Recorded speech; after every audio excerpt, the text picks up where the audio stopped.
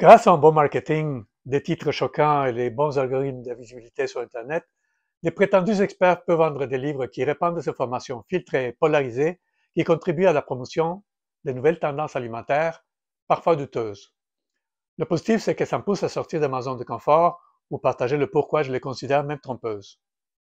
Bonjour, je suis Mario Quesada, un jeune danseur de 65 ans, éveilleur de conscience, passionné de la santé, du bien-être et de l'histoire non racontée.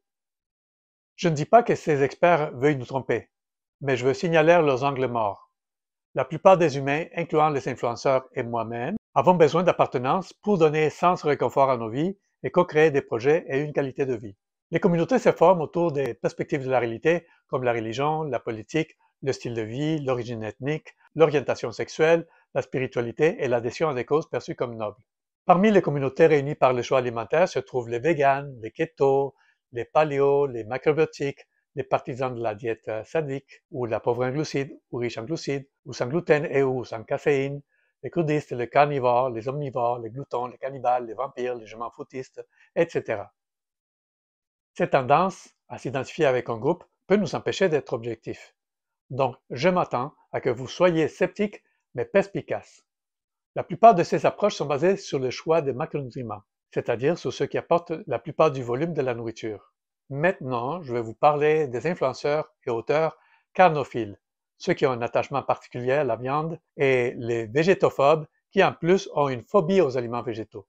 Oui, ça existe. En ces moments, il y a une tendance à dénigrer l'alimentation basée sur les plantes, alléguant que les aliments végétaux contiennent trop de phytotoxines et d'antinutriments, en plus de répandre des fausses croyances en ce qui concerne les glucides, en anglais carbs, les protéines et les huiles de graines et d'autres choses. Je veux démanteler des mythes et je n'ai pas besoin de dramatiser ni vous convaincre d'éviter la viande et les produits d'origine animale à tout prix.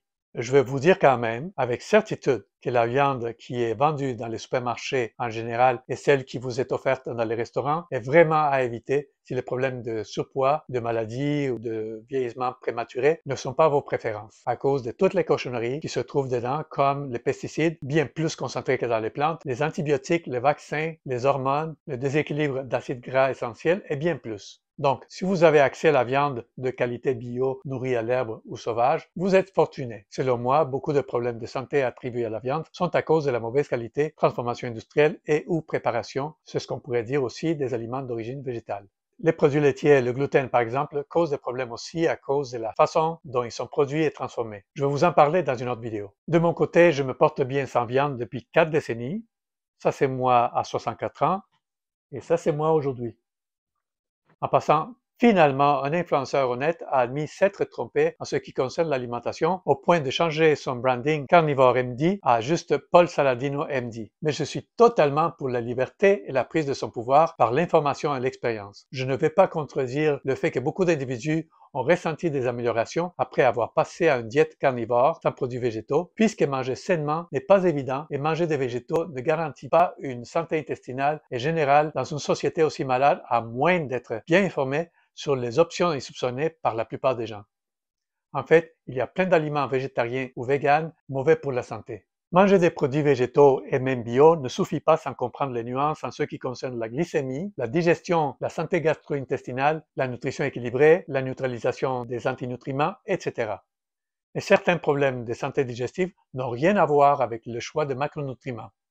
Des complications peuvent être provoquées par l'exposition aux polluants tels que les pesticides, le fluor, les microplastiques, les métaux lourds et les moisissures, par les infections parasitaires ou autres, par la perturbation de la flore intestinale, ce qu'on appelle dysbiose, le stress émotionnel, la congestion du système lymphatique et ou la prise d'antibiotiques, de vaccins ou d'autres médicaments, par le manque de soleil ou de sommeil et surtout d'activité physique. Et pour faire face à ces dérèglements, il est parfois nécessaire, entre autres, de prendre des mesures temporaires extraordinaires comme les jeûnes, les cures et les diètes pour interrompre les fermentations et ballonnements, ainsi que décongestionner, désintoxiquer, déparasiter, réparer les parois des intestins et reconstituer le microbiote. Je ne juge pas les individus qui prennent des mesures différentes que les miennes, notamment par le fait que les connaissances qui pourraient permettre d'éviter les problèmes de santé sont aussi difficiles à trouver qu'une aiguille dans une botte de foin. En ce moment, démêler et discerner la vérité est selon moi plus compliqué que quand j'ai commencé à m'informer il y a une quarantaine d'années, où il n'y avait pas d'Internet,